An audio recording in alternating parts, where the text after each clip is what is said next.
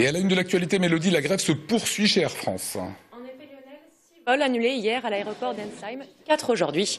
Les liaisons vers Toulouse et Nice sont les plus impactées. La grève des pilotes est reconduite demain, mais le groupe Air France prévoit une légère amélioration.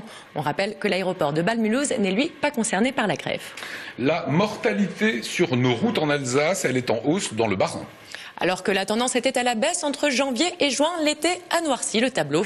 La mortalité routière a augmenté de 11,1% sur les 8 premiers mois de l'année. 30 personnes sont décédées sur les routes du département, dont 12 âgées de moins de 25 ans. Le préfet du Bas-Rhin a annoncé des contrôles multipliés aux heures où ces accidents se sont produits, c'est-à-dire en sortie de boîte de nuit, le soir et au petit matin.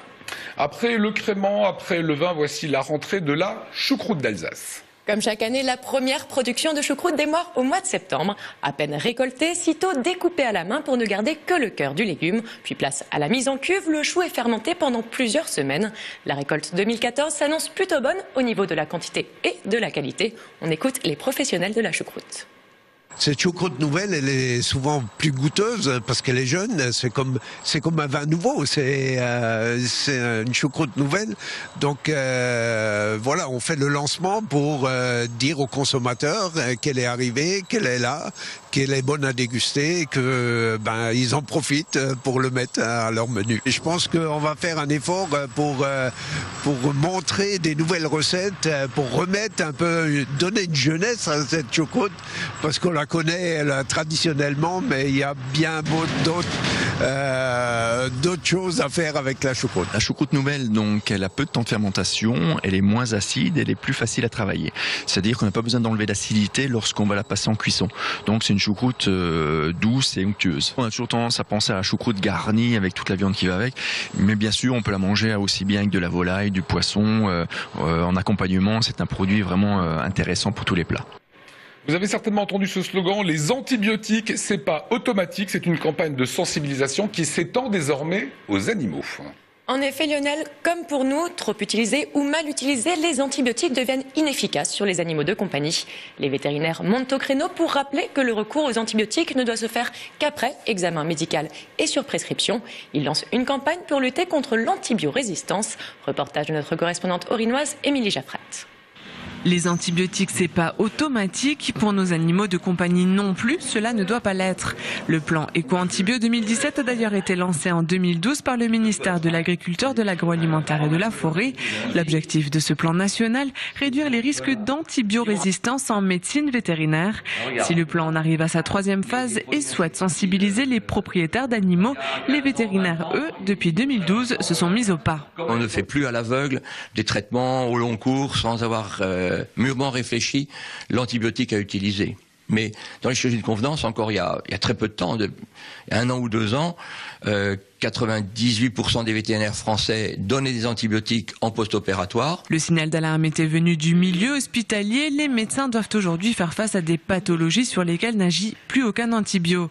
Un problème qui serait notamment lié à l'élevage. Donner des antibiotiques à un chat ou un chien n'a pas les mêmes conséquences que de les donner à des veaux élevés en batterie ou dans la pisciculture. Un problème pas si évident que cela à résoudre. Maintenant, comme dans le monde entier, on trouve tout sur Internet. Et donc, des éleveurs font venir d'Espagne, d'Italie, via Internet, de Belgique, des antibiotiques. Et c'est là où il y a un grave problème européen pour la santé publique. Le plan Éco-Antibio 2017 vise à une réduction de 25% de l'usage des antibiotiques sur 5 ans. Et un mot de sport pour finir, Yannick Agnel, il s'est engagé tout simplement à Mulhouse. Le champion du monde sur 200 mètres nage libre a décidé de quitter les États-Unis où il s'entraînait depuis 1 an et demi pour rentrer en France. Il rejoint le club de Mulhouse où il était déjà licencié. Il devrait y retrouver l'entraîneur Lionel Horter qui vient de démissionner de ses fonctions de directeur technique national à la Fédération française de natation.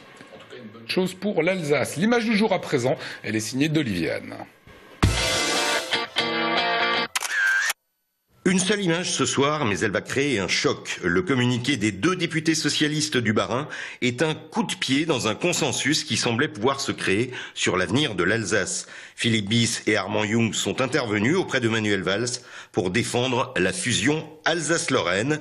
Les réactions sont parfois violentes sur les comptes des 2 députés. Une déclaration de guerre va jusqu'à dire un internaute.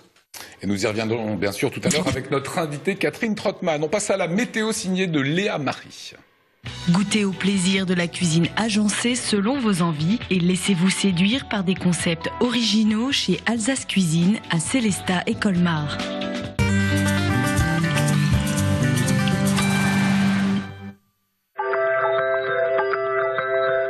Bonsoir à tous, je suis ravie de vous annoncer que demain encore vous pourrez faire le plein de vitamine D car le soleil brillera sur l'ensemble de la région, aussi bien à l'est qu'à l'ouest du Rhin.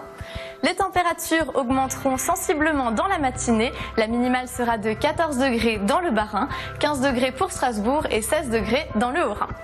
L'après-midi, un léger voile nuageux va s'étendre sur toute la région, mais rien de bien méchant, surtout pour le Haut-Rhin et à Birsfelden, où le soleil continuera de briller. Les températures augmenteront à nouveau et ça se réchauffera. La moyenne sera de 25 degrés pour toute l'Alsace et comptez 26 degrés à Schiltigheim. Jeudi, il faudra sortir les parapluies, mais on garde le sourire. Les températures moyennes seront de 24 degrés dans le Bas-Rhin, 25 degrés dans le Haut-Rhin, 23 degrés dans le Bade-Wurtemberg et 20 degrés dans le nord de la Suisse. Demain, nous serons le mercredi 17 septembre 2014. Nous fêterons les Renault et on les embrasse bien fort. Le soleil se lèvera à 7h11 pour aller se coucher à 19h38. Nous perdrons donc 5 minutes de soleil. Je vous souhaite un excellent moment sur Alsace 20 et je vous dis à demain.